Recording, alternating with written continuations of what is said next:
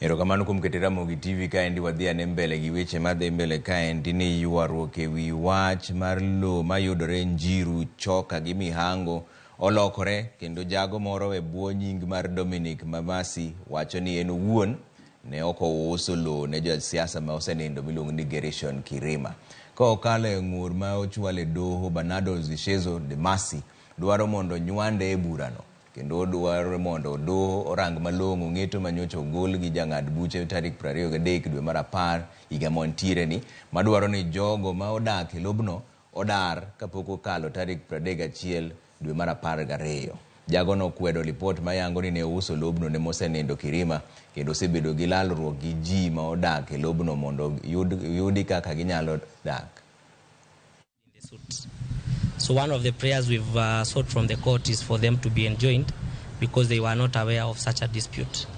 The second thing is that the estate of Dominico, represented by Bernardo, have never transferred or sold the land to the family of Kirima.